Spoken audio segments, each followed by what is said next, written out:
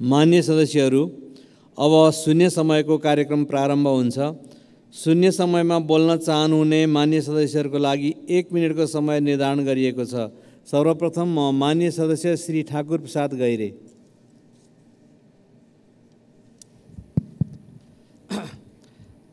सभामुख महोदय, किसानहरू मल किन्ने लाइनमा छन् तर मल छैन। सरकार भन्छ पर्याप्त स्टक छ। बाढी पहिरोको कारण हामी ठुलो विनाशतर्फ जाँदैछौँ। सरकारको कुनै तयारी देखिँदैन। विनाशपछि दुःख व्यक्त गर्नु, विनाशपछि आँसु चुहाउनुको के अर्थ हुन्छ सभामुख महोदय? ठिक यसै बेला हामी बजेटको पास गर्ने तयारीमा पनि छौँ। जुन बजेट असन्तुलित छ, जुन बजेट अव्यावहारिक छ र यो जनपक्षीय पनि छैन। कम्तीमा यो शेषपटकको सदनबाट दलहरू कमजोरी स्वीकार गर्न तयार छन्, सरकार कमजोरी स्वीकार गर्न तयार छ भन्ने कुरालाई आत्मसात गर्दै यो बजेटलाई संशोधन गरेर जनपक्षीय, व्यावहारिक र सन्तुलित बनाएर पास गर्न यो सदन एकताबद्ध भएर प्रस्तुत हुन जरुरी छ, जसले देशलाई सकारात्मक सन्देश दिन्छ भन्नेतर्फ म सभामुख मार्फत ध्यानाकर्षण गर्न चाहन्छु। धन्यवाद। मान्य सदस्य श्री डोल प्रसाद अर्याल। सम्माननीय सभामुख महोदय, आज म निःशुल्क रूपमा गुणस्तरीय स्वास्थ्य सेवा प्रदान गरिरहेको तर सरकारको उपेक्षामा परेको एउटा अस्पतालका विषयमा सदनको ध्यान आकृष्ट गर्न चाहन्छु। अछाममा बयलपाटा अस्पताल छ सभामुख महोदय, जसको व्यवस्थापन गैर सरकारी संस्था न्याय हेल्थ नेपालले गरिरहेको छ। 15 वर्षदेखि सञ्चालित सो अस्पतालबाट अछामका साथै डोटी, बाजुरा, मुगु, कालीकोट, दैलेख, हुम्ला लगायत विगत जिल्लाका झन्डै 1 लाख नागरिकले वार्षिक रूपमा निःशुल्क स्वास्थ्य सेवा लिइरहेका छन्। विदेशी दात्री निकायले आर्थिक सहायता कटौती गरेपछि अहिले अस्पताल सञ्चालनका लागि चुनौती थपिएको छ। यसअघि अघिल्लो प्रदेश सरकारले 9 करोडको दायित्व लिने र बाँकी न्याय हेल्थ नेपालले व्यवस्थापन गर्ने सम्झौता भए पनि सो विषय बजेटमा समेटिएको छैन। एउटा नमुना अस्पतालका लागि योभन्दा दुर्भाग्यपूर्ण कुरा के हुन्छ सभामुख महोदय? अस्पताल सञ्चालनका लागि वार्षिक 22 करोड बजेट आवश्यक पर्ने देखिएकोले सङ्घीय सरकार र सुदूरपश्चिम प्रदेश सरकारले त्यसको सुनिश्चितता गर्न म सम्माननीय सभामुख मार्फत सरकारको ध्यानाकर्षण गराउन चाहन्छु। धन्यवाद। मान्य सदस्य श्री तारा लामा तामाङ।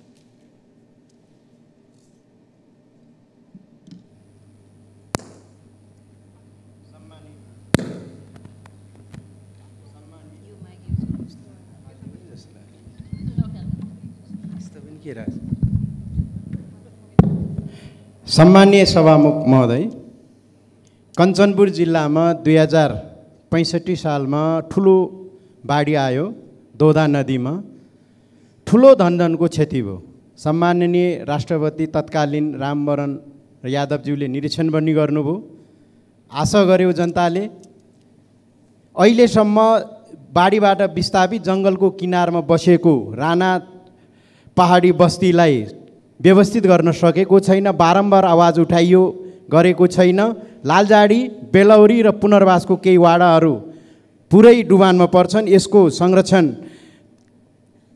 बाढी पहिरोबाट पीडितहरूको लागि सरकारले उचित ध्यान दियोस् भन्ने माग राख्छु। साथै कति पटक उठाउनु पर्ने हो? कञ्चनपुरको आरक्षित पीडितहरू अहिले पनि काठमाडौँमा भौतारी राखेका छन्। सरकारले चासो दिएको छैन। यसतर्फ छिटो ध्यान जाओस् भन्ने माग राख्छु। धन्यवाद। माननीय सदस्य डाक्टर तोसीमा कार्की। सभामुख महोदय, आज अन्तर्राष्ट्रिय लागु पदार्थ तथा अवैध तस्करी विरुद्ध दिवस। मानिस पहिले, कलङ्क र भेदभाव रोकौँ, रोकथामलाई बलियो बनाऊ भन्ने नाराका साथ मनाइरहँदा आत्मसमीक्षा जरुरी छ। सन् 2021मा करिब 1,30,000 लागु औषध प्रयोगकर्ता रहेको तथ्याङ्क छ। 2007को भन्दा यो 2 गुणा बढी हो। WHO ले लागु औषध दुर्व्यसनलाई रोगको रूपमा लिएको छ। Drug abuse is a disease not a crime. तर हाम्रो परिवेशमा मुख्य समस्या भनेकै यसलाई सामाजिक समस्या भन्दा पनि अपराधको रूपमा मान्नु हो। आजसम्म पनि सुधार गृहहरू गृह मन्त्रालय अन्तर्गत छन्। अपराधी सरह मात्र व्यवहार गर्ने हो भने यो समस्या बढिरहन्छ। लागु औषध कारोबारी र प्रयोगकर्तालाई एउटै दृष्टिले हेर्न मिल्दैन। अधिकांश प्रयोगकर्ताहरू टिन एज 16 वर्ष मुनिका। मुख्य समस्या साथीको सङ्गतले र विभिन्न रोगहरू जस्तै विशेषतः यौन रोग, HIV, हेपाटाइटिसबाट ग्रस्त हुने देखिन्छ। मूलभूत यसको कारण मनोसामाजिक पाटोको समाधान जरुरी छ। त्यसैले सुधार गृहहरूलाई स्वास्थ्य मन्त्रालय अन्तर्गत ल्याउन जरुरी छ र बजेटमा पनि सुधार गृहहरूको लागि प्रोत्साहन आवश्यक छ। धन्यवाद। माननीय सदस्य श्री दामोदर पौडेल बैरागी।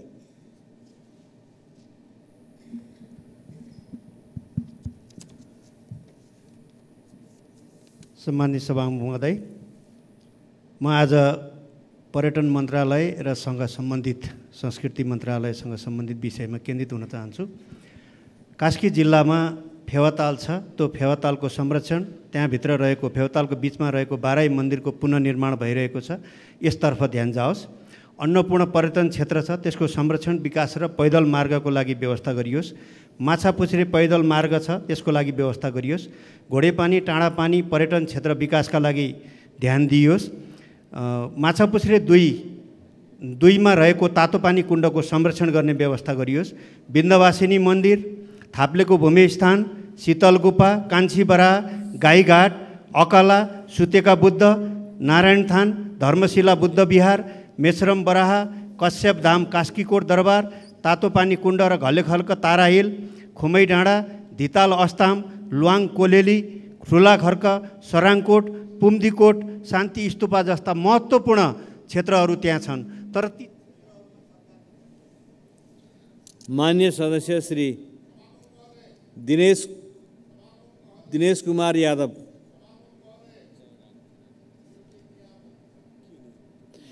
कुन नियम अन्तर्गत के आपत्ति मान्यज्यू? के नियम आपत्ति हो?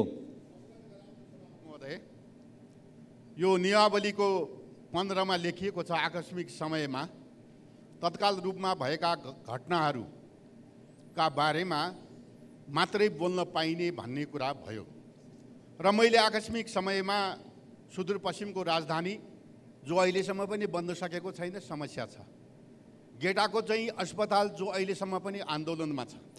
नियम कुन अन्तर्गतको आपत्ति भन्ने भन्दा विषयमा जानुभयो नि मान्यज्यू, मैले विषय दिनु पर्यो नि। मलाई सभामुखज्यूले रोक्नुभयो र अहिलेको यो जो आकस्मिक समयमा हिजो आजका घटनाहरू आएको मैले कहीँ पनि भेटाइनँ। तर मलाई चाहिँ मान्य सदस्यज्यू, यहाँले ध्यान आकर्षण गराउनु भयो, त्यसमा ध्यान आकृष्ट भएको छ। यहाँ बसौँ र अब हाम्रो कार्यसूची अन्तर्गत अगाडि जान्छ।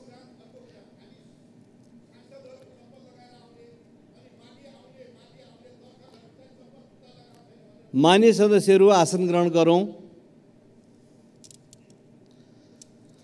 मान्य सदस्य श्री दिनेश कुमार यादव, शून्य समयमा दिनेश कुमार यादव मान्यज्यू।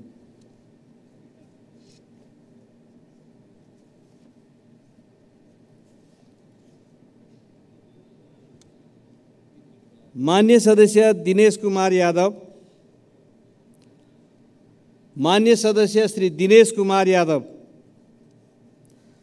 मान्य सदस्य श्री दिलेन्द्र प्रसाद बडू। सम्माननीय सभामुख महोदय, गत वर्ष भाद्र 24 गते आएको बाढी र पहिरोको कारण दार्चुला तिङ्कर सडक खण्ड र सो खण्डमा पर्ने लास्कुगाड र नेजङगाड दुईवटा पुलहरू बगाएको र हालसम्म पनि पुलहरू नबनेका कारण यस वर्षको वर्षातमा पुनः अब दुहु र ब्यास गाउँपालिकाको लगायत ठुलो भेग अब सदरमुकामबाट सम्पर्क विच्छेद हुन गएको छ, यातायात अवरुद्ध भएको छ। त्यसकारण तत्काल ती दुवै खोलाहरूमा बेली ब्रिजको व्यवस्था सरकारले गरोस्, म यो माग गर्न चाहन्छु।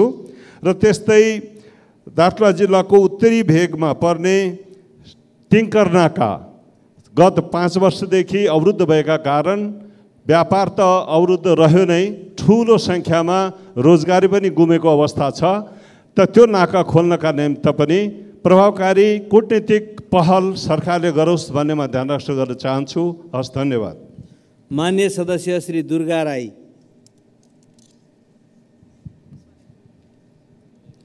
सम्माननीय सभामुखज्यू, भर्खर मात्रै बाढीले देश आक्रान्त भइरहेको छ। भर्खर एक गते भोजपुर जिल्लाको टेम्के मयौ गाउँपालिका 8 गोगन्ने निवासी मनदीप राई राउटे खोलाले बगायो। तर सब इन्जिनियर मनदीप राई बगाएको कुरा भर्खर मात्रै हाम्रा गृहमन्त्रीज्यूले अवलोकन गरेर फर्किनु भए पनि त्यो मेन्सन भएन। म भोजपुरवासीको तर्फबाट माग गर्न चाहन्छु, बाढी पीडितले बगाएको मनदीप राईलाई मेन्सन गरियोस् र मनदीप राईप्रति हार्दिक श्रद्धाञ्जली र उहाँको सक्षम परिवारमा समवेदना व्यक्त गर्दछु र उहाँको परिवारलाई राहत उपलब्ध गरायोस् भन्ने पनि भन्न चाहन्छु। साथै मान्य सदस्य श्री देवेन्द्र पौडेल।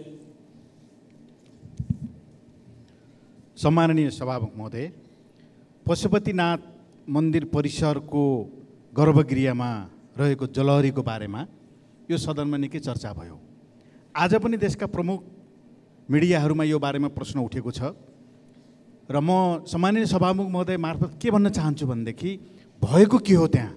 आज पशुपति क्षेत्र विकास कोष, नेपाल प्रहरी सुरक्षा निकाय, सुनचाँदी व्यवसायी सङ्घ, गुणस्तर तथा नापतौल विभाग, पुरातत्व विभाग, खानी तथा भूगर्भ विभाग र जनप्रतिनिधिहरूले त्यहाँको सुनको चाहिँ खोजी गरेर जोख्दै हुनुहुन्छ, तौल्दै हुनुहुन्छ भन्ने हामी सुनेका छौँ।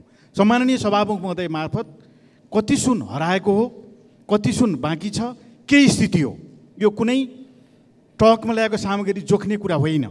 यो कुरा सत्य तथ्य सदनमा गम्भीरतापूर्वक विषय उठेको हुँदाखेरि यो सम्मानित सदनमा सत्य तथ्य जानकारी गराउनको निम्ति सम्मानीय सभामुख महोदय मार्फत सम्बन्ध निकायलाई म विशेष अनुरोध गर्न चाहन्छु। धन्यवाद। माननीय सदस्य श्री धवल शमशेर जबरा। सम्मान्य सभामुख महोदय, कतिचोटि यो कुरा सदनमा भन्ने गर्मीको याम छ, नेपालगञ्जमा लोड सेडिङ भएर मान्छे आफत विपदमा परिरहेको छन्, त्यसलाई तुरुन्त सुधार गर्न लाउनु पर्यो। अर्को कुरा, यो नेपालगञ्ज दिल्ली फ्लाइटको लागि भारतीय पक्ष सकारात्मक छन्, तर हाम्रो पक्षले अहिलेसम्म ध्यान दिएको छैन। एउटा रुट खोलेपछि बिस्तारै अरू रुटहरू पनि खोल्दै जान्छ सभामुख महोदय। र तेस्रो कुरा, यो चिकित्सा शिक्षा आयोगले जो MBBS र MBBS भन्दा माथि हेर्न पर्ने हो, उनले PCL नर्सिङलाई तहस नहस बनाएर एडमिसन रोकेको छ र त्यस कारणले छिमेकी राष्ट्रमा बर्डरभरि 157वटा PCL नर्सिङ स्कुलहरू कलेजहरू खुलेको छ। नेपालका स्टुडेन्ट कोही जान पाइरहेछन्, कोही जान पाइरहेछन् र यहाँ हुने पैसा पनि सबै भारतमा गइरहेछ। यसको लागि सम्बन्धित निकायहरूको ध्यान आकर्षण गरिदिन पर्यो। धन्यवाद, नमस्कार। माननीय सदस्य श्री ध्रुवबहादुर प्रधान। सम्माननीय सभामुख महोदय, नवलपरासी पश्चिम पालीनन्दन गाउँपालिका अन्तर्गत शङ्करपुरको झरै खोलाको तटबन्ध र हरपुरको पुलको बारे सदनमा पटक पटक स्मरण गराउने कार्य भयो। महेशपुर, रामग्राम र सुनवललाई जोड्ने यो पुल प्राथमिकतामा परेन। वर्षात सुरु भइसकेको छ। अब शङ्करपुर बुढन्तवा पुल हुन्छ। उद्धार र राहतको लागि सरकारको पूर्व तयारीको लागि म ध्यान आकर्षण गराउन चाहन्छु। धन्यवाद। माननीय सदस्य श्री नागिना यादव। सम्माननीय सभामुख महोदय, कुनै जिल्लामा यदि हाइड्रो पावर बनेको छ भने त्यस हाइड्रो पावरबाट उठेको रोयल्टी त्यो जिल्लालाई सर्टेन छुट्याउने गरेको छ। तर सभामुख महोदय, मध्य प्रदेशबाट अहिलेसम्म 70% राजस्व उठ्ने गरेको छ।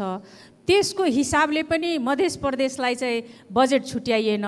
त्यो 70%बाट स्पेसल मध्य प्रदेशलाई चाहिँ केही रोयल्टी चाहिँ छुट्याओस् भन्ने म सभामुख मार्फत सरकारको ध्यान आकर्षण गराउन चाहन्छु। हस्त। धन्यवाद। जय नेपाल। माननीय सदस्य श्री नारायणी शर्मा।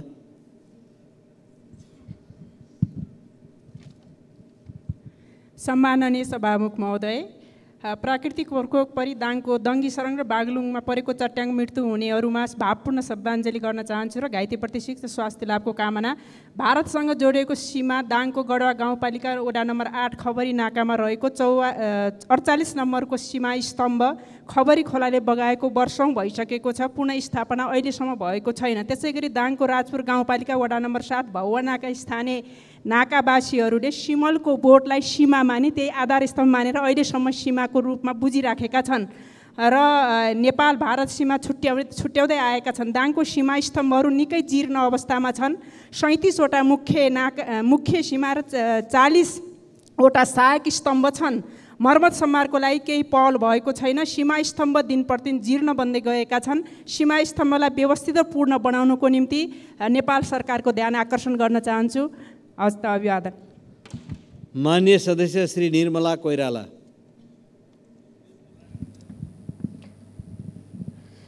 सम्माननीय सभामुख महोदय, वीरगञ्ज महानगरपालिका नेपालको प्रवेशद्वार हो। आन्तरिक राजस्वमा झन्डै 40% योगदान दिँदै आएको छ। सभामुख महोदय, आर्थिक राजधानीको उपमा दिए पनि सङ्घीय सरकारले वीरगञ्जको पूर्वाधार आर्थिक क्षेत्रको विकासमा कुनै ध्यान दिएको छैन। सभामुख महोदय, सीमा क्षेत्रमा रहेको वीरगञ्ज सीमा व्यवस्थित छैन, त्यसैले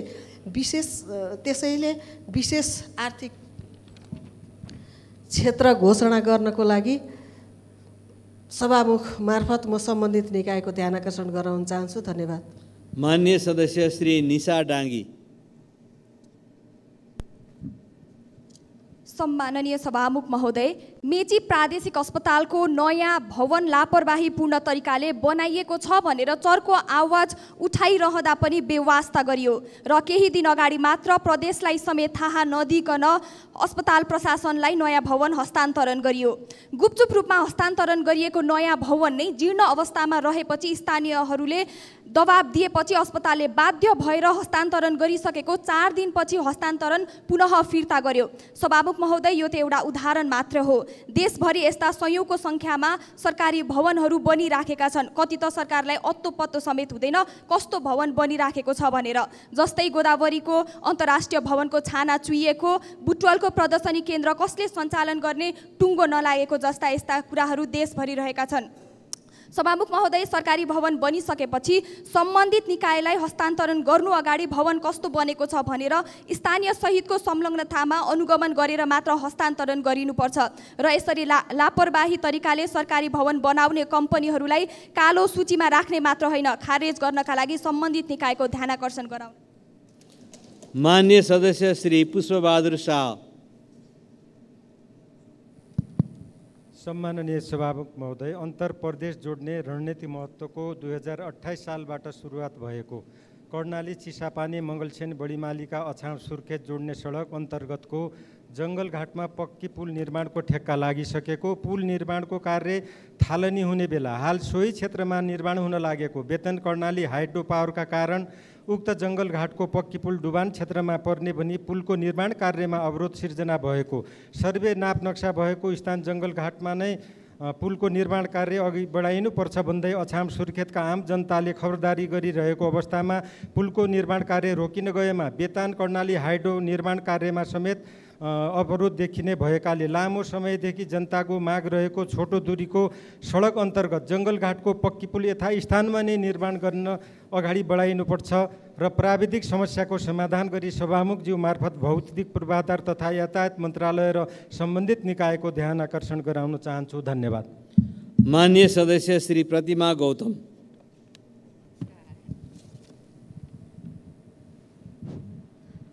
सम्मानीय सभामुख महोदय, राष्ट्रिय चिकित्सा शिक्षा नियमावली 2077 दफा 44ले चिकित्सा शिक्षा क्षेत्र चिकित्सा शिक्षा अन्तर्गत तह र विषय कार्यक्रमको अनुसूची 8मा पिसिएल नर्सिङ शिक्षालाई समावेश गरेको छैन। त्यसको अर्थ पिसिएल नर्सिङ शिक्षा राष्ट्रिय चिकित्सा शिक्षा ऐनले चिन्दैन र त्यो सिटिभिटी ऐन 2045 अनुसार नै सञ्चालन हुन्छ। विगत 2 वर्षदेखि पिसिएल नर्सिङको भर्ना प्रक्रिया अवरुद्ध भएको छ। सो भर्ना अगाडि बढाउन सिटिभिटीलाई कसले र किन रोकेको छ सभामुख महोदय? परिषदको अध्यक्ष स्वयं शिक्षा मन्त्री ज्यू नै हुनुहुन्छ। त्यसकारणले यस सम्मान्य सदनमा यसको जवाब गराउनको लागि म सभामुख मार्फत शिक्षा मन्त्रीज्यूलाई आग्रह गर्न चाहन्छु। धन्यवाद। माननीय सदस्य श्री प्रतीक्षा तिवारी। सम्माननीय सभामुख महोदय, सरकारको करोडौँ खर्चमा विदेश गएका 30 सरकारी अधिकारी जो उतै लुकेर बसे भन्ने समाचारले आश्चर्यचकित बनाएको छ। राज्यले विज्ञ जनशक्ति उत्पादनका लागि करोडौँ रकम खर्च गरेर कर्मचारीलाई विदेश अध्ययनका लागि पठाउने गर्दछ। त्यहाँ पढेको शिक्षा र सिकाइलाई नेपालमा प्रयोग गर्ने उद्देश्य सरकारले राखे पनि धेरैजसो सरकारी कर्मचारी अधिकृतहरू छात्रवृत्तिको दुरुपयोग गरेर नेपाल नफर्कने गरेका छन्। 30 जना मध्ये 18 जना कृषि मन्त्रालयका छन् भने बाँकी शहरी विकास, अर्थ र उद्योग मन्त्रालय अन्तर्गतका छन्। राज्यले लगानी गरेको करोडौँ रकम असुल गरी सदुपयोग गर्न सभामुख महोदय मार्फत नेपाल सरकार र सम्बन्धित मन्त्रालयको ध्यान आकर्षण गराउन चाहन्छु। धन्यवाद। माननीय सदस्य श्री प्रदीप पौडेल। सभामुख महोदय, केही दिन अगाडि यही सदनमा एकजना माननीय ज्यूले पशुपतिनाथको मन्दिरमा राखिएको जलहरी सम्बन्धमा कुरा उठाउँदा त्यसलाई रेकर्डबाट हटाइयो। मेरो विचारमा यसबाट संसदले त्यस विषयलाई ढाकछोप गर्न खोजेको सन्देश गएको छ। सभामुख महोदय, पहिलो त भ्रष्टाचार कहीँ पनि हुनु हुँदैन, त्यसमाथि धार्मिक आस्थाको केन्द्रमा भ्रष्टाचार जोडिँदा संसार सामु हाम्रो शिर निहुरिएको छ। यसले केही प्रश्नहरू उठाएका छन्। यस्ता विषयमा तत्कालीन सरकारले गरे जस्तै गरी अब निर्णय गर्न पाइने कि नपाइने पहिलो कुरा।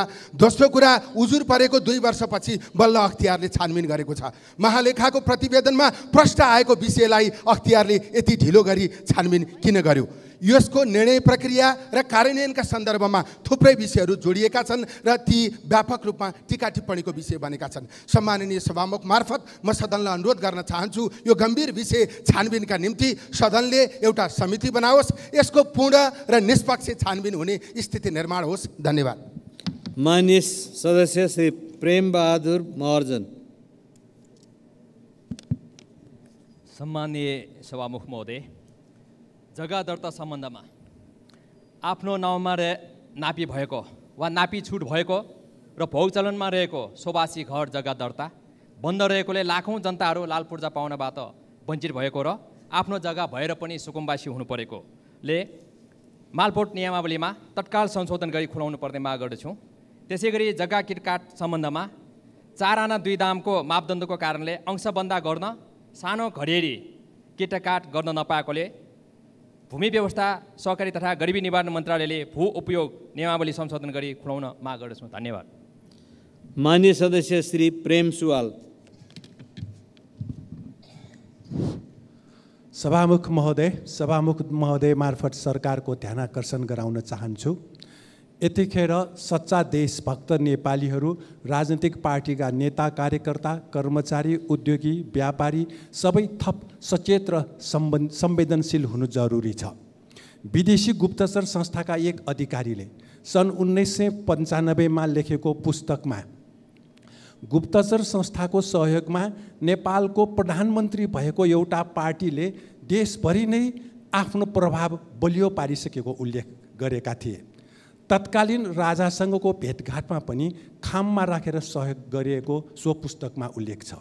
नेपालमा एक वरिष्ठ पत्रकारले पनि आफ्नो पुस्तकमा प्रधानमन्त्री भएको उही पार्टीले विदेशी राष्ट्रपतिसँग करोडौँ रुपियाँ मागेर महाधिवेशन गरेको उल्लेख गरे। नेपालको गोप्य विषय विदेशी गुप्तचर संस्थालाई दिने जोसुकै होस्, एक दिन पोल खोल्नेतर्फ हामी सबै सचेत हुनुपर्छ।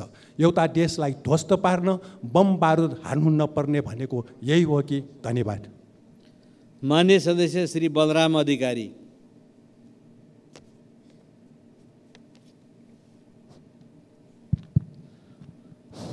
सभामुख महोदय, प्रधानमन्त्रीज्यूले 8 गतेको प्रश्नोत्तर कार्यक्रममा 71,000 मेट्रिक टन खाद मौजात छ, 45,000 मेट्रिक टन भारतको कलकत्ताबाट आउँदैछ, मलखादको समस्या हुँदैन भन्नुभएको थियो। किसानहरू खेतमा रोपाइँमा छन्, खाद नपाएर तडपिरहेका छन्, नारा जुलुस गर्ने, कृषि सामग्री संस्थान घेराउ गर्ने तयारी गरिरहेका छन्। भारतबाट चोरी निकासी बढेको छ, तस्करहरूलाई फाइदा भएको छ। तौलिया कृषि सामग्री संस्थानका प्रमुख नरहरि पोखरेललाई सोद्धा 1/3 जनताले पनि अहिलेको मौजाद खादले पुग्दैन, खाद पाउन सक्ने अवस्था छैन भन्नुहुन्छ। प्रत्येक पालिकामा पालिकाको सिफारिसमा सहकारीले लान्छन्, सहकारी सदस्यलाई नि पुग्दैन, अरूले पाउने कुरै भएन भन्नुहुन्छ। तसर्थ पालिकाको सिफारिस अनुसार किसानले भारतीय बजारबाट किनेर ल्याएको खाद बिना रोकटोक ल्याउन दिने व्यवस्था गरी तत्कालको समस्या हल गर्नका निम्ति सभामुख मार्फत सरकारको ध्यान आकर्षण गर्न चाहन्छु। धन्यवाद। माननीय सदस्य श्री बसन्त कुमार नेम्बाङ। सम्मानीय सभामुखज्यू, असार 2 गते गएको बाढी पहिरोको कारण पाँचथर जिल्लामा ठुलो धनजनको क्षति भएको छ। म सम्मानीय सभामुखज्यू मार्फत सरकारको केही कुरामा ध्यान आकर्षण गराउन चाहन्छु। मृतक परिवारलाई तत्काल क्षतिपूर्ति रकम घोषणा गरेर उपलब्ध गराइयोस्। पूर्ण क्षति, आंशिक क्षति र बस्नै नहुने गरी जम्मा 113 घर परिवार विस्थापित भएको छ। उनीहरूलाई रकम तोकेर पुनर्स्थापना गरेर घर निर्माणको निम्ति सरकारले तत्काल कदम अगाडि बढाओस्। धेरै पुलहरू ध्वस्त भएका छन्। दोबाने, हेवा खोला, फालेलुङ 3 र 5 जोड्ने, 7 र 5 जोड्ने बाटोहरूमा तत्काल सम्बन्धित मन्त्रालयलाई निरीक्षण गराई के गर्नुपर्ने उपयुक्त कदमहरू अगाडि बढाइयोस् भन्न चाहन्छु। त्यसरी नै फलैचा र माथि मेमेङमा के अरे विद्युत अवरुद्ध छ, नेपाल विद्युत प्राधिकरणलाई तत्काल मुभ गराएर बत्ती जोडेर बाल्ने कामहरूको निम्ति सरकारले ध्यान दियोस् भन्ने आग्रह गर्न चाहन्छु। धन्यवाद। माननीय सदस्य श्री वासुदेव घिमिरे। सम्माननीय सभामुख महोदय, एसियाली विकास ब्याङ्कको सहयोगमा लुम्बिनी विकास कोषमा आएका बस भ्यान गरी 19वटा विद्युतीय सवारी साधन सेतो प्लेटमा दर्ता भएकोमा उक्त सवारी साधनहरूलाई सशुल्क सञ्चालनको लागि हरियो प्लेटमा रूपान्तरण गर्न प्रदेश सरकारले स्वीकृति प्रदान गरी निर्णय कार्यान्वयन गर्न यातायात व्यवस्था कार्यालय रूपन्देहीलाई पत्राचार गरेकोमा सो कार्यालयले निर्णय कार्यान्वयन नगर्दा गाडी, सौर्य ऊर्जा प्लान्ट र चार्जिङ स्टेसन समेत गरी 28 करोडको अनुदान सहयोग परियोजना सञ्चालनमा आउन सकेको छैन। पूर्वाधार बनेको 2 वर्षसम्म पनि सवारी साधन सञ्चालनमा आउन नसक्दा बृहत्तर लुम्बिनी पर्यटकीय क्षेत्रको भ्रमणमा आउने पर्यटकहरूले शास्ति भोग्नु परेको छ। अनुदानमा प्राप्त गरेका सवारी साधन पनि चलाउन नसक्नु कहाँसम्मको विडम्बना हो सभामुख महोदय। यो विषयमा सङ्घीय सरकारको विभागीय मन्त्रालयले यथाशीघ्र आवश्यक पहल कदमी लिएर प्लेट परिवर्तन गराई सवारी साधन सञ्चालनको व्यवस्था मिलाउन विभागीय मन्त्रीजीको गम्भीर ध्यान गराउन चाहन्छु। धन्यवाद। माननीय सदस्य श्री बिन्दवासिनी कंसाकार। सम्माननीय सभामुख महोदय, म यहाँ आज खुल्ला र जथाभावी मदिरा बिक्री वितरणलाई रोक्ने कुरा उठाउन चाहन्छु। राजस्व उठाई आर्थिक लाभ गर्ने नाममा कलिला बालबालिकाहरूको भविष्यसँग खेलवाड गर्ने छुट यो सदन र सरकारलाई छैन। खुल्ला मदिरा वितरणले सामाजिक, राजनीतिक र स्वास्थ्य समस्या बढाउने मात्र होइन, यो उनीहरूको सामाजिक, आर्थिक र आध्यात्मिक अस्थिरताको कारण पनि बन्न सक्छ। कलिला उमेरमा मादक पदार्थ सेवन गर्दा हुने समस्या थाहा हुँदाहुँदै हामी कहाँ यसको रोकथाम गर्ने प्रयास देखिन्न।